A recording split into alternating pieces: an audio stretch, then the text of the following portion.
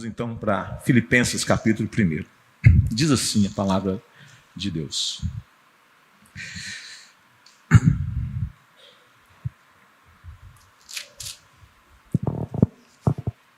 Acima de tudo, vivam de modo digno do Evangelho de Cristo, para que, ou indo até aí para vê-los, ou estando ausente, eu ouça a respeito de vocês que estão firmes em um só espírito, como uma só alma, lutando juntos pela fé do Evangelho, e que em nada se sentem intimidados pelos adversários, pois o que para eles é prova evidente de perdição, para vocês é sinal de salvação, e isso da parte de Deus.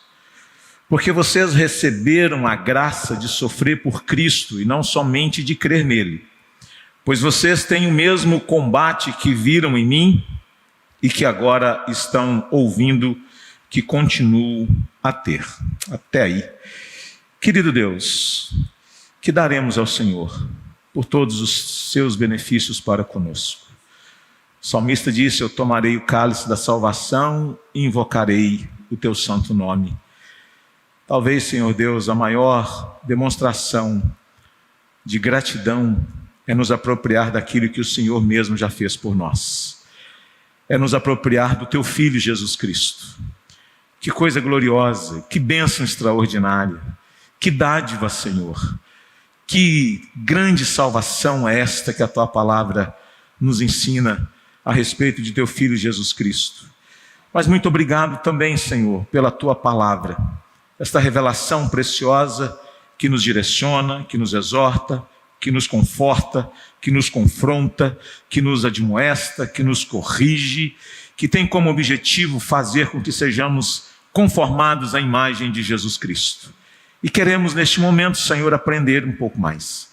Queremos compreender um pouco mais da essência da vida cristã, desta vida que precisa ser vivida no Evangelho de Cristo Jesus.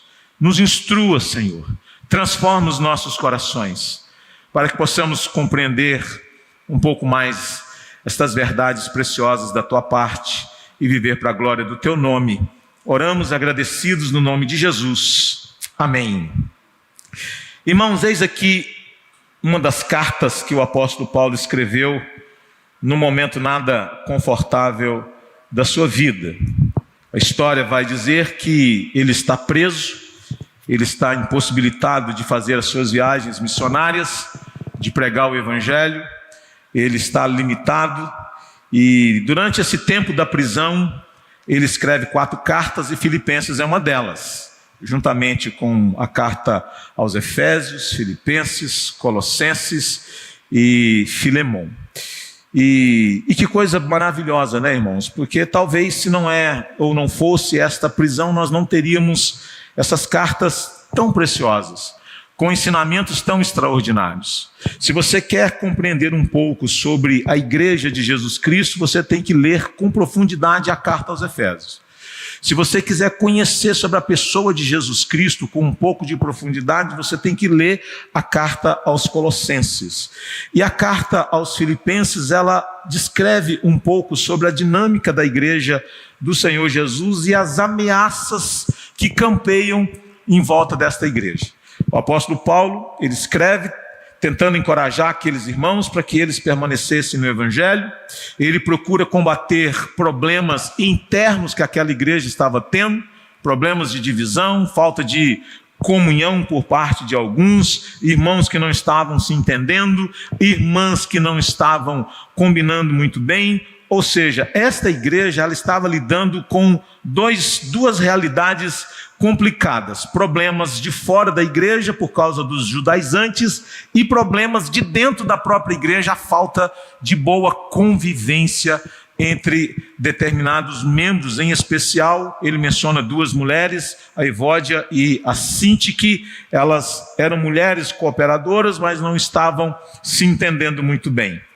O que mostra que a vida ela é vivida na sua dinâmica, e não adianta a gente olhar para a nossa existência ou para a existência da igreja e achar que é tudo perfeito. não é? De achar que agora eu achei a igreja perfeita, agora eu achei a igreja onde os irmãos se amam, aqui não tem problemas, aqui os irmãos se amam com profundidade, aqui não tem desentendimentos. Irmãos, não é verdade. Mas a gente vai aprendendo em Cristo Jesus como viver a vida cristã, apesar de todas essas complexidades. Mas a gente ofende as pessoas, a gente às vezes fala uma coisa que não cai bem, a gente às vezes reage de uma maneira abrupta, a gente às vezes tem reações que não são condizentes com o Evangelho, o que mostra que a vida cristã, ela precisa daquilo que o apóstolo Paulo falou lá no capítulo 4, paciência, longanimidade, mansidão, todas essas coisas são necessárias exatamente para esse tipo de situação. Então aqui nós temos um pouco de um resumo, vamos assim dizer, do que ele estava ensinando aquela igreja, e ele fala nesta parte da sua carta sobre a necessidade mais do que nunca daqueles irmãos viverem unidos. Mas, irmãos, eu gostaria de destacar aqui algo muito prático para as nossas vidas. Eu penso que Paulo está falando a respeito de uma vida que precisava ser vivida à altura do Evangelho de Cristo. Presta atenção, uma vida vivida à altura do Evangelho. Tem coisas que não combinam com a posição que a gente ocupa. Tem coisas que não caem bem. Tem coisas que não deveriam sequer, diz a Escritura, ser nomeada por nós, mencionada por nós. O cristão, ele ocupa uma posição tão sublime, tão elevada na vida cristã, que ele precisa tomar cuidado para não se rebaixar. Então nós temos um padrão, nós temos uma referência. A referência é o Santo Evangelho e o poder desse Evangelho em nossas vidas. E o apóstolo Paulo, então, ele vai escrever esta carta e nessa parte ele vai abordar esse aspecto. Uma vida que precisa ser vivida à altura do Evangelho. Uma vida que seja coerente com o Evangelho. Uma vida que realmente esteja à altura daquilo que é o Evangelho de Cristo, para que não fique assim uma interrogação, para que não fique assim dúvidas. E aqueles irmãos precisavam então atentar para esta realidade da vida cristã. Eles eram crentes no Senhor Jesus. E o apóstolo Paulo então vai escrever a fim de mostrar para eles que eles deveriam viver à altura desta realidade. Uma vida à altura do Evangelho de Cristo. É tão interessante que a palavra Evangelho, ela aparece por 2 vezes no primeiro verso e ela aparece por mais 6 vezes neste capítulo. Então o Evangelho ele está muito presente neste capítulo primeiro. O Evangelho. E curiosamente, o que é o Evangelho? Curiosamente, o que nós compreendemos a respeito do Evangelho? A Bíblia ela vai falando várias coisas ao longo do Novo Testamento sobre o que é o Evangelho. E eu não me esqueço de um livro que eu li de Timothy Keller, quando ele fala sobre pregação. Ele disse que nós precisamos entender que o Evangelho é algo específico a respeito de Jesus Cristo. Nem tudo que a gente ouve é o Evangelho. Você pode entrar numa igreja e você pode ouvir coisas muito bonitas de Jesus Cristo e não ouvir o Evangelho de Jesus Cristo. Você pode ouvir falar do nome de Jesus e está aí talvez um equívoco que nós cometemos pelo fato de determinadas pessoas, personalidades ou até denominações mencionar o nome de Jesus. A gente diz, nossa igreja fala de Jesus, talvez passou o ano inteiro e você não ouviu uma pregação do Evangelho. Eu li um livro escrito por um pastor americano, Nichols, esqueci o primeiro nome dele, Richard Nichols, acho que é isso. E o livro diz o seguinte, o que fizeram do Evangelho? E ele era pastor de uma igreja muito grande nos Estados Unidos, e ele passou a visitar várias igrejas norte-americanas e ouvir várias pregações. Ouviu muitas pregações, de igrejas grandes, populosas, numerosas. E ele diz, curiosamente, eu ouvi muito pouco o Evangelho. Curiosamente, muito pouco foi falado sobre o Evangelho. Não há pregação do Evangelho nas igrejas norte-americanas. Então, meus irmãos, nós precisamos tomar muito cuidado. Nós precisamos realmente compreender o que é o Evangelho. E aqui, então, o apóstolo Paulo está falando desse Evangelho, mas ele está encorajando os irmãos a viver à altura do Evangelho. O que é que esse texto, então, ensina a respeito disso? Temos uma vida para ser vivida e não pode ser uma vida qualquer. Presta atenção, você não pode viver uma vida qualquer. Eu e você não podemos viver uma vida qualquer. Nós temos que viver nesse padrão, dentro dessa moldura chamada o Evangelho de Cristo Jesus. Nós somos o povo do Evangelho. Se você quiser dizer que é um evangélico, você está querendo dizer, ou assumindo para si essa identidade. Eu sou um evangélico, eu fui alcançado pelo Evangelho, eu vivo no Evangelho, eu vivo pelo Evangelho, e assim por diante. Então, vejamos o que a palavra do nosso Deus tem a nos ensinar a respeito disso. Uma vida à altura do Evangelho. Primeiramente está aí no verso 27, como que nós vivemos essa vida, sendo governado pelo Evangelho. A primeira coisa que ele então vai trazer à memória daqueles irmãos é sobre essa vida governada pelo Evangelho. Presta atenção, que coisa bonita temos aqui. Temos um imperativo, acima de tudo, vivam. Mas vivam como?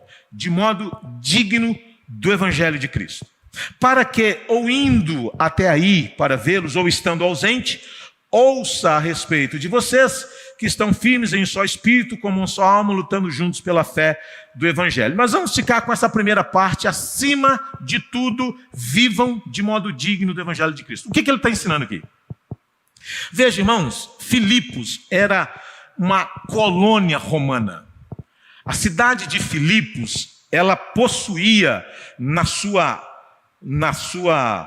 a população um contingente muito grande de ex-combatentes das forças armadas romanas.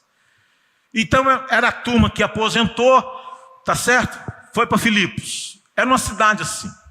E era uma cidade que ela era altamente identificada com estes costumes romanos.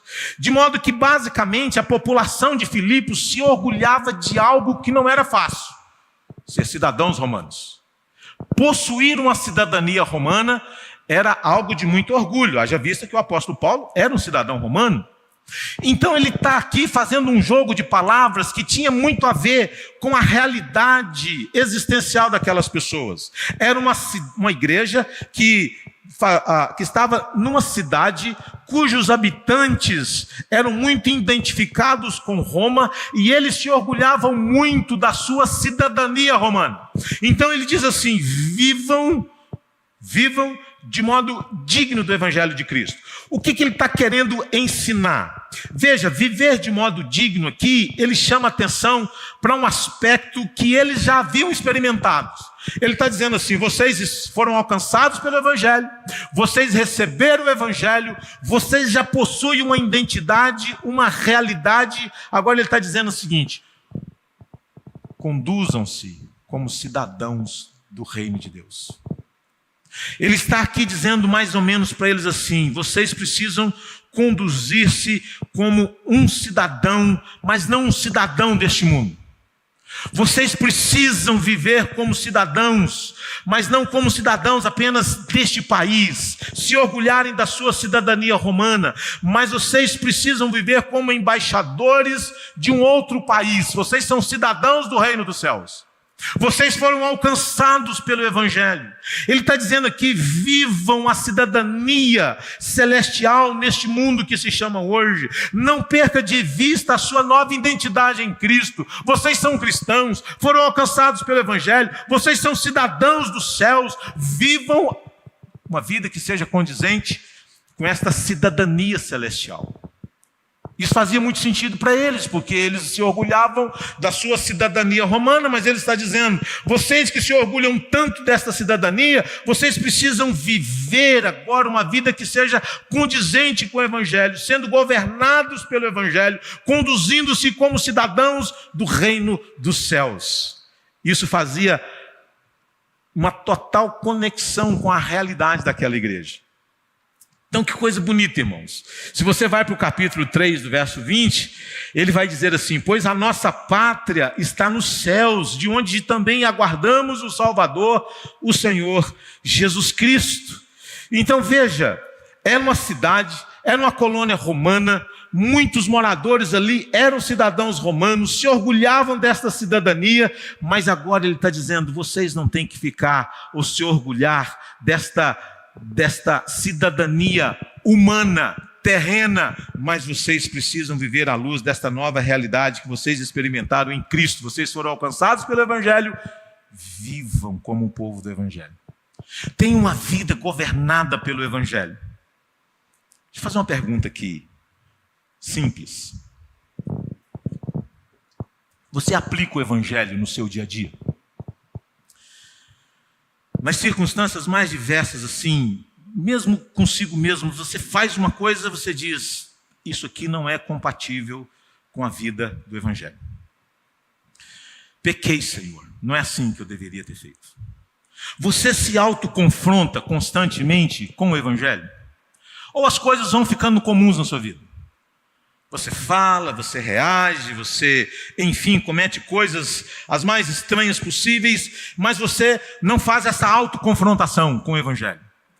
Você não pega o Evangelho e diz: Edinaldo, esse é o Evangelho, o que você fez não é compatível com o Evangelho de Cristo, não é isso que o Senhor Jesus ensinou, não é isso, uma vida governada pelo Evangelho, não pode fazer isso, Edinaldo. Você faz isso? Nós fazemos isso no nosso dia a dia, nós vivemos, porque isso é a vida cristã, não é? Nós viver essa vida governada pelo Evangelho, você assumir essa identidade e você não ter uma dupla personalidade, não fazer uma dicotomia entre aquilo que nós professamos no domingo e aquilo que é a nossa vida, a nossa realidade, o nosso trabalho, os nossos estudos, os nossos afazeres, sejam eles quais forem. Em todo o tempo, essa vida governada pelo Evangelho, conduzida pelo Evangelho, regida pelo Evangelho, guiada pelo Evangelho. Talvez seja por isso que Paulo falou assim, que todos quantos são guiados pelo Espírito de Deus são filhos de Deus. Quem é guiado pelo Espírito de Deus? Pessoas governadas pelo Evangelho de Deus. Irmãos, eu li um dia desse que há cidades no Brasil que têm mais crentes do que católicos. Há cidades brasileiras que o número de crentes já ultrapassou o número de católicos. Não é normal isso. Não é normal. Tem uma cidade na Zona da Mata, Alto Jequitibá. Eu acho que é Alto Jequitibá. A cidade quase inteira é presbiteriana. A cidade quase inteira é presbiteriana. Eu acho que 80% da cidade é presbiteriana. Então, famílias numerosas, vai passando de geração em geração. Tem lá uma grande igreja e a maioria são presbiterianos. Mas veja, irmãos, estamos vivendo uma era de muito crescimento. A gente vê templos, Brasil e fora dele, Coreia do Sul, Nigéria, vários países da África, no nosso próprio país, as estimativas é de que a igreja ou os cristãos daqui a pouco vão ser um percentual muito mais elevado do que já é. Então a igreja cresce, e louvado seja Deus por isso. Agora, o que a gente está compreendendo do Evangelho? Porque nós podemos correr o risco de ter uma adesão maciça de pessoas, mas que talvez não compreenderam as implicações do Evangelho, não compreendeu o que o Evangelho exige. São pessoas que talvez possam professar uma fé, mas que não são governadas pela fé, que não são governadas pelo Evangelho. São pessoas que talvez podem fazer uma profissão de fé, mas que não têm demonstração de fé. Ou seja, uma vida que talvez não seja coerente com o Evangelho da graça de Deus, e nós podemos correr o risco, sim, dessa vida. O século IV está aí para não nos deixar enganar, para não nos deixar nos acomodar de achar que está tudo maravilhoso, que está tudo extraordinário, quando a gente olha para os números e a gente fica, uau, que maravilha, que crescimento exponencial, mas a pergunta é, tem realmente mudança de vida? Será que realmente a gente está compreendendo o que é o Evangelho? Paulo está dizendo, como que nós podemos viver uma vida à altura do Evangelho? Ele diz, a primeira coisa é ter uma vida que seja governada por Ele o tempo todo. A segunda coisa, ele diz, é uma vida firme e unida pelo Evangelho. Aí ele vai dizer no verso 27 ainda, para que, ou indo até onde vocês estão, ou estando ausente, eu ouça a respeito de vocês, como que vocês estão vivendo? Firmes, em um só espírito, como uma só alma, lutando juntos pela fé do Evangelho. Era uma igreja que estava sendo bombardeada, uma igreja que estava tendo problemas vindo de fora, uma igreja que estava tendo problemas vindo de dentro, uma igreja cuja unidade estava sendo ameaçada, irmãos que não estavam preservando a unidade do Espírito no vínculo da paz, irmãos que estavam disseminando contenda dentro da igreja, irmãos que não estavam contribuindo para a unidade da igreja, e ele diz, como que nós vivemos uma vida à altura do Evangelho? Ele diz, estando firmes no Evangelho e batalhando pela unidade da igreja. Porque não é simples. Porque nós lidamos com preferências. Imagina as duas irmãs, Evódia e Síntique, que eram líderes, que tinham as suas preferências, mas elas não estavam chegando num denominador comum. E ele vai dizer, estando firmes em um só espírito, como uma só alma. Essa expressão, como uma só alma, parece que Paulo, quase que ele pega emprestado de Lucas, né? Porque ele diz lá em Atos capítulo 4, ele diz que era um o coração e a alma. Está lá em Atos 4, verso 32. Descrevendo a unidade da igreja, ou querendo com isso traduzir a profundidade da unidade no corpo de Cristo. Então, esta referência aqui, em um só espírito, alguns chegam até a dizer que talvez a ideia aqui na sua Bíblia, não sei se está como a minha aqui, está espírito com E minúsculo. A minha está com M minúsculo aqui. Mas lembra que Paulo, quando escreve lá no capítulo 4 de Efésios, ali ele fala do Espírito Santo de Deus, um só Espírito. Alguns chegam a defender a tese de que talvez aqui ele esteja fazendo referência a isso. Pode ser uma referência ao Espírito Santo, porque nós devemos batalhar pela unidade do Espírito no vínculo da paz. Quem cria a unidade é o Espírito Santo de Deus. Mas, veja, então, Paulo, ele mencionou aqui o Espírito Santo e a unidade de alma entre os crentes, nos quais ele opera. Então ele diz, uma vida, ou seja, uma igreja firme e unida pelo Evangelho, como uma só alma, lutando juntos pela fé evangélica. Veja, irmãos, as condições na igreja de Filipos não eram as ideais para a unidade. Era difícil. Não era simples. A gente fica com aquela sensação assim, de que os nossos dias hoje é muito difícil ser crente. Mas não, irmãos, já era difícil naqueles dias, né? Mas veja, a unidade que aqui se nos apresenta é do esforço e labor conjunto dos irmãos caminhando lado a lado como gladiadores contra um inimigo comum. Paulo está dizendo aqui que os crentes não deveriam ficar se digladiando uns contra os outros, lutando uns contra os outros, mas eles deveriam juntos lutar contra aqueles que estavam causando as divisões no corpo de Cristo, lutando juntos pela fé evangélica. Que coisa bonita, que linguagem extraordinária. O apóstolo Paulo não estava aqui preocupado em se defender de ataques, mas também e principalmente fazer conhecida a gloriosa verdade redentora de Deus, centrada na pessoa de Jesus Cristo e em sua salvação. E é por isso que ele fala lutando juntos pela fé do Evangelho. Não tem a ver com as suas questões pessoais, né? E talvez nós poderíamos perguntar, como é que a gente pode lutar pela fé do Evangelho? Talvez fazendo duas coisas. A primeira delas é proclamando esse Evangelho. A segunda delas é vivendo de forma digna desse Evangelho. Porque nós não podemos, irmãos, fazer aquilo que John MacArthur disse uma vez.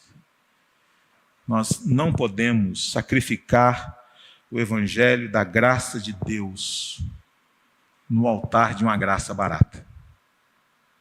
Nós não podemos sacrificar o santo evangelho. Então a ênfase na unidade sugere que os relacionamentos aqui na liderança, eles estavam estremecidos.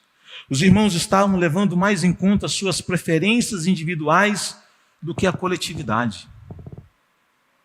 É cada um defendendo o seu nicho, é cada um defendendo o seu, mas não trabalhando em prol da unidade, do bem da coletividade. É cada um defendendo a sua própria repartição, e ele está dizendo não deveria ser assim.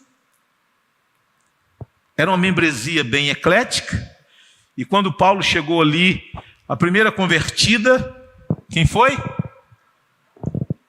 Quem se lembra? É Lídia, irmãos. Vendedora de púrpura, lá de Tiatira. É a primeira que se converte. É em Filipos que Paulo vai enfrentar momentos muito difíceis na sua vida. Vai enfrentar situações estarrecedoras. É em Filipos que uma jovem que fazia adivinhações vai ser liberta. E isso cria um reboliço na cidade. É em Filipos que Paulo vai apanhar pra caramba, vai ser preso. Mas é em Filipos que vai vir um terremoto, o carcereiro fica apavorado, achando que todos os presos foram embora. O carcereiro se converte em uma manifestação miraculosa da parte de Deus. Como que a gente vive uma vida à altura do Evangelho, irmãos? Sendo uma igreja firme e unida pelo Evangelho. A gente faz parte de uma denominação. E a questão não é que o meu departamento vá bem e o resto que se exploda. Não, a gente trabalha em prol do corpo de Cristo. E aqui ele diz que nós, ou aqueles irmãos, deveriam olhar a igreja como um todo, não fragmentá-la, não compartimentalizá-la. Terceira coisa, como é que a gente vive uma vida à altura do Evangelho? Manifestando uma fé corajosa diante dos adversários. Olha o que diz o verso 28. E que em nada se sentem intimidados pelos adversários. Quem são eles? Ele não diz. Seriam os judaizantes? Não sabemos, né? Pois o que para eles é prova evidente de perdição, para vocês é sinal de salvação, e isto da parte de Deus. Agora, olha só, meus irmãos, que expressão que ele usa aqui. E que em nada vocês se sentem intimidados. Você já teve medo de confessar a fé? Você já teve medo de declarar que é crente? Você já se sentiu assim intimidado em assumir uma posição?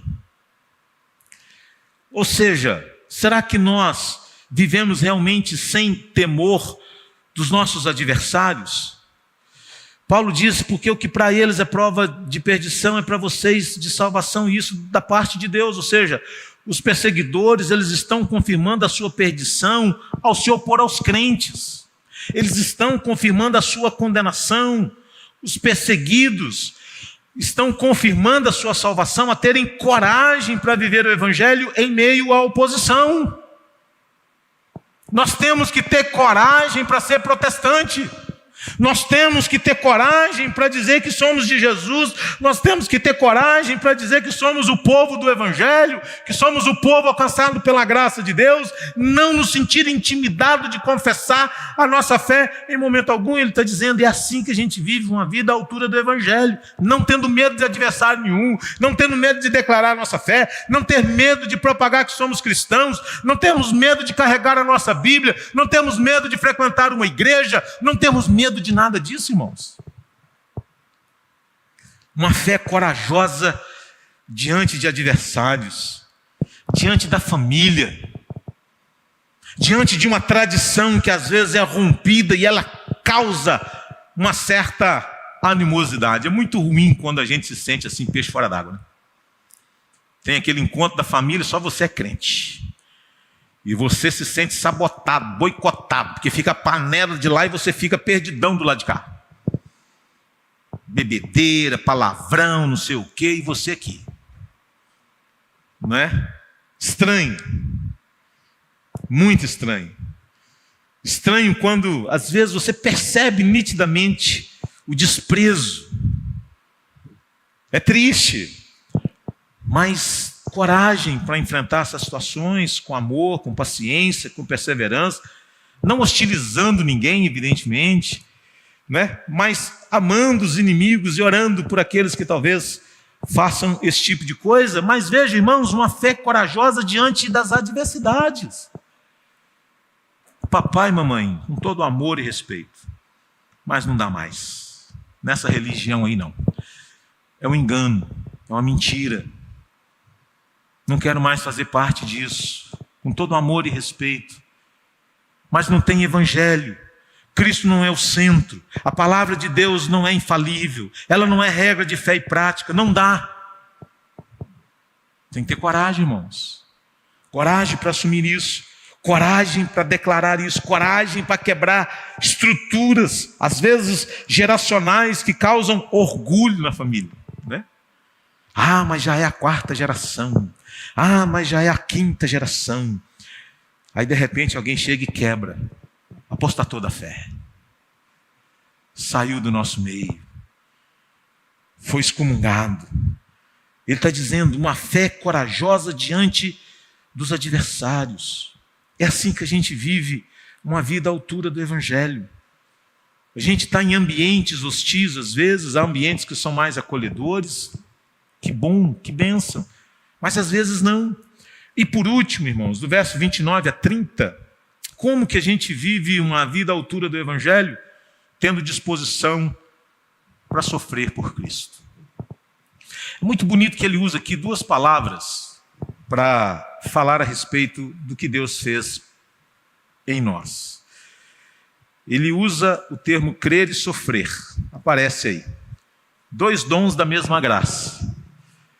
Interessante isso, não? Crer e sofrer. Alguns têm tentado conjugar o verbo pare de sofrer. Venha para a nossa igreja e não sofrerás jamais.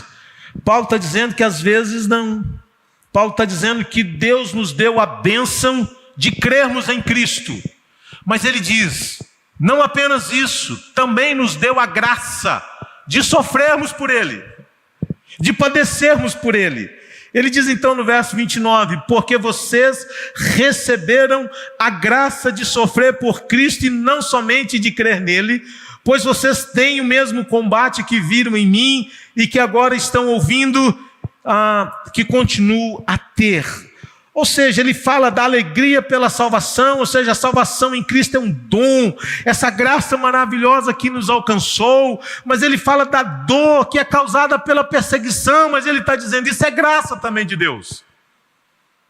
Se você está sendo hostilizado, se você está sendo perseguido, se você está sofrendo represálias, porque você é um cristão e não é um mala,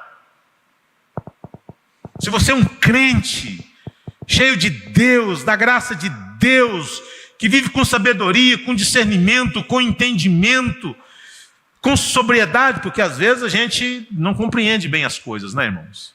A gente às vezes acha que confessar a fé em Jesus Cristo é chegar lá na empresa, abrir a Bíblia e querer que todo mundo fique quieto, e você agora vai ler a Bíblia e vai pregar. Isso não é assim, né? Sou um professor universitário, então agora é o seguinte, eu todo dia vou chegar lá na aula, vou abrir a Bíblia, vou pregar a Bíblia, calma. É preciso ter cuidado, discernimento. Mas notem que ele diz que nós recebemos esta graça para crer. Se você é um crente, irmãos, se alegre. Se alegre, porque isso é graça de Deus. Se você tem um discernimento, um entendimento da obra de Cristo Jesus, ele está dizendo, isso é dádiva, é graça. Mas se você está sofrendo, diz, não é pecado, não é consequência de pecado, não, ele está dizendo, se você está sofrendo por causa de Cristo, ele está dizendo, é graça que Deus está te dando. É bênção de Deus na sua vida, porque nos foi concedida a graça de sofrer por Cristo e não somente de crer nele. Que coisa boa, crer e sofrer, 2 dons da mesma graça. Não se trata, meus irmãos, de sofrer fazendo loucuras em nome do Evangelho. Eu li algo que me deixou muito assustado. Eu falei hoje de manhã.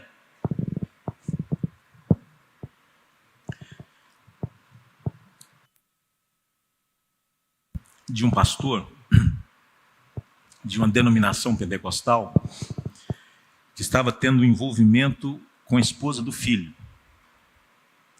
Mas tem um detalhe que me deixou apavorado, é que o filho sabia. O filho estava usando a esposa para seduzir o pai, para dar o golpe na igreja. Vocês estão entendendo?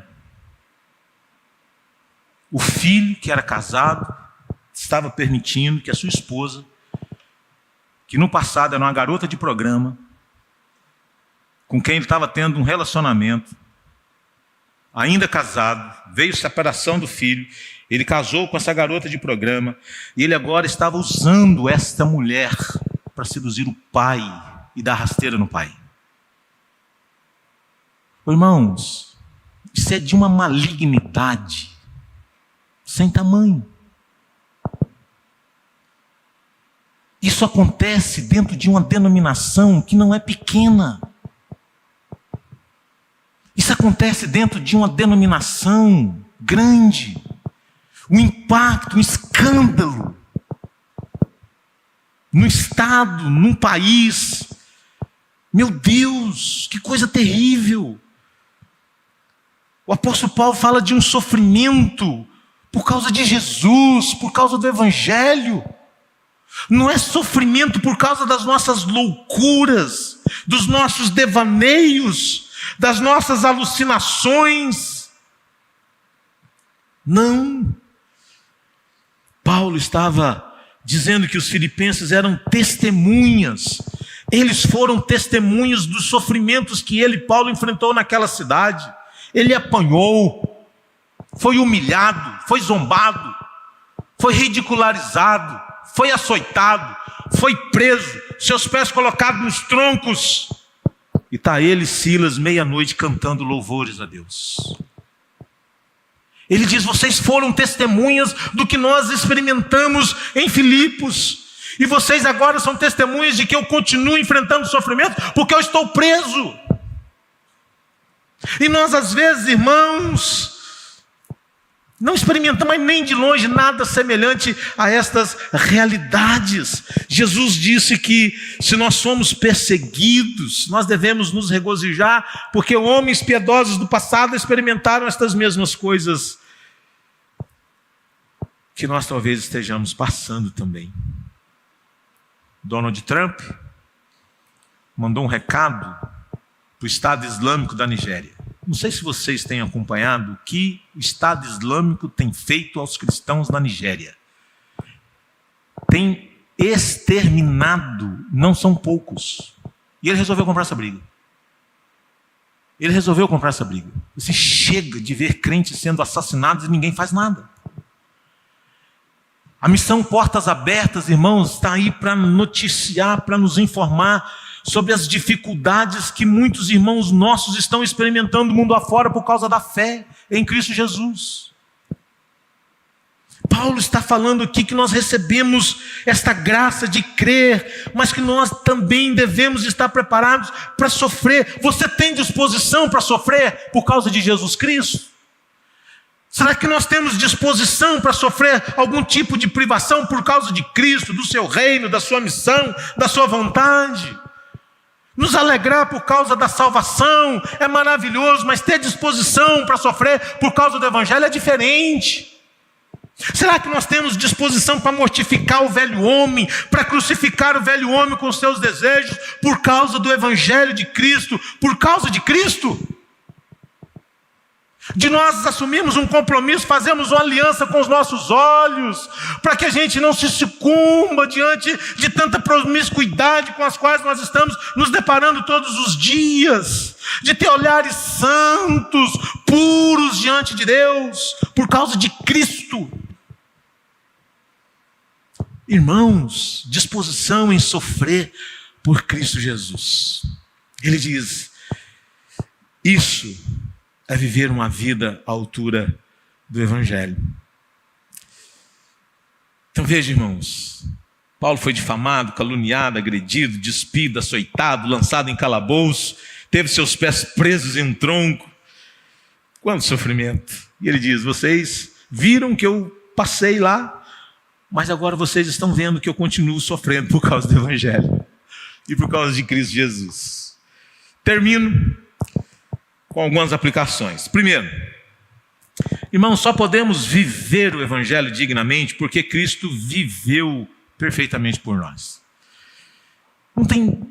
Se nós não tomarmos cuidado, a gente transforma a aplicação em moralismo. Então é perigoso isso. Não é? Então a gente tem que tomar cuidado, porque senão a gente fala do que nós devemos fazer, e isso é perigoso, porque a gente pode transformar isso em méritos diante de Deus. Não, e nós só podemos viver o Evangelho dignamente porque alguém já obedeceu por nós.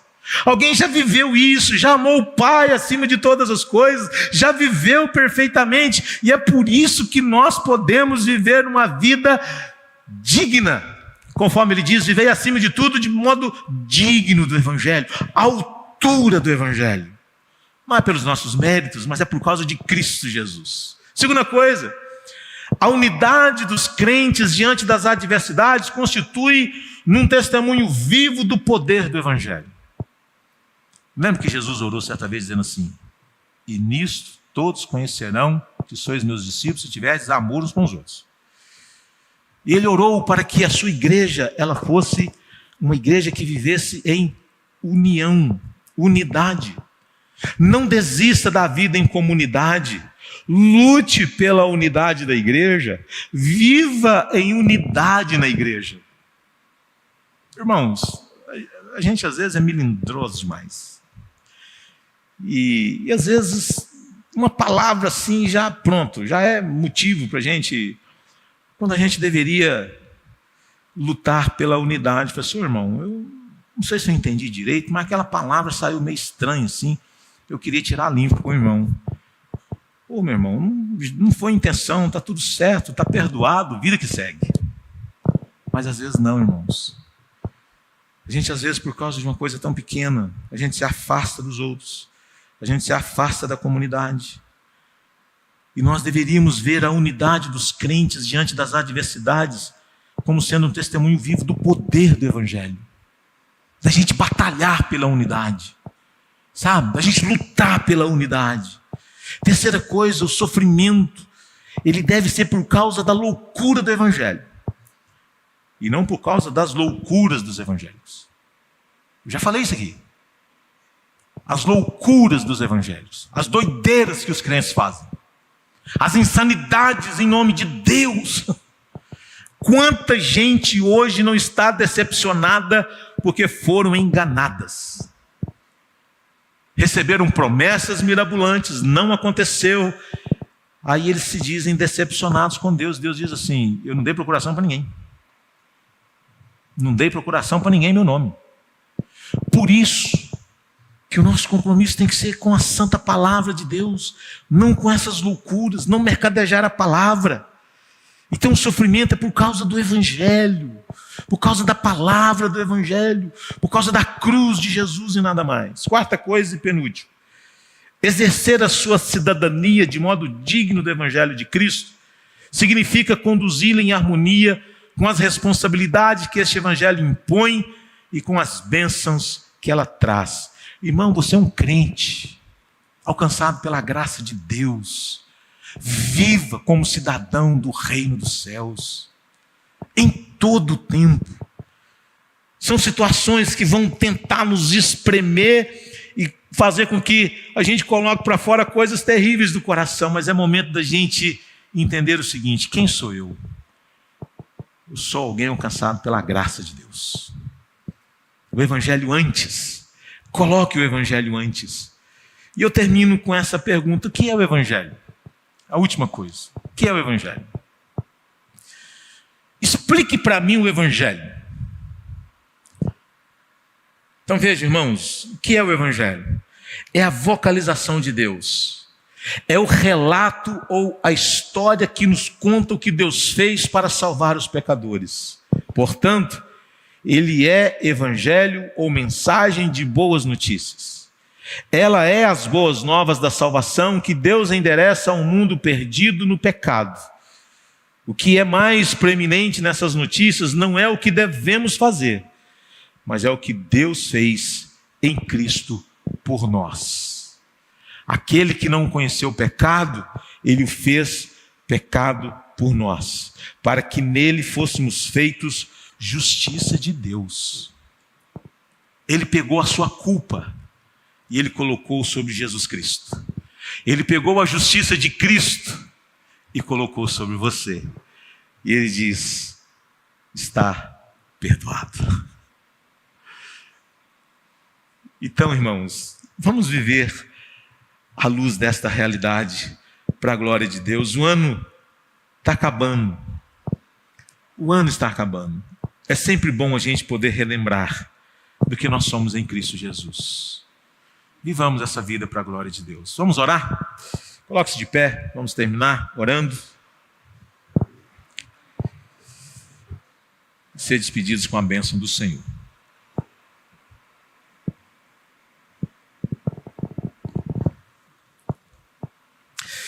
Querido Deus, obrigado.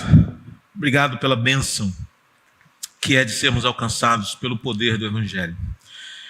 Obrigado, Senhor, pelo convencimento dos nossos pecados, desta condição, Senhor Deus, estarrecedora, a que fomos submetidos por causa do pecado dos nossos primeiros pais.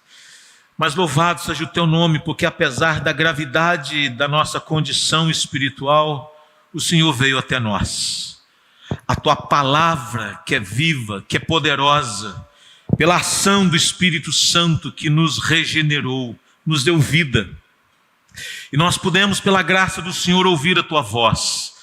E pudemos responder, Senhor Deus, a este chamado eficaz. Glória ao Teu santo nome, Deus, por esta manifestação tão extraordinária.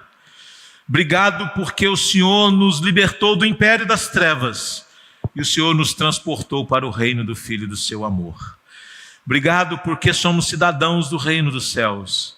Obrigado porque nós temos uma dupla cidadania.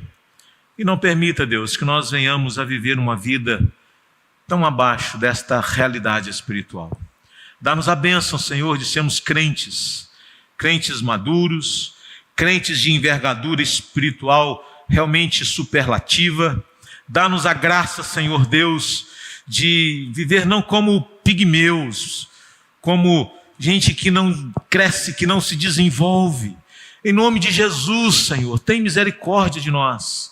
Dá-nos a bênção de sermos crentes adultos, maduros, forjados, crentes realmente, Senhor, que têm a capacidade de compreender as falhas uns dos outros, de confrontar em amor uns aos outros, de perdoar uns aos outros em amor, de batalhar pela fé, de batalhar pela unidade da igreja e não contra ela. Dá-nos a graça, Senhor Deus, de realmente preservarmos a unidade do Espírito no vínculo da paz. Dá-nos a graça, Senhor Deus, de realmente sermos governados pelo Evangelho em todo o tempo das nossas vidas. Nos habilita a isso, Senhor. Nos dê a graça de assim viver. E o propósito é que o Teu nome seja glorificado. No nome de Jesus, Senhor Deus, fortalece e aviva a Tua igreja. Oramos assim agradecidos no nome de Jesus. Queridos irmãos, que a graça maravilhosa do nosso Senhor e Salvador Jesus Cristo, que o eterno amor de Deus, nosso Pai, e as suas doces e tão necessárias consolações, a capacitação do seu Santo Espírito, esteja com todos vocês, irmãos, e toda a igreja de Jesus, hoje e sempre. Amém e amém.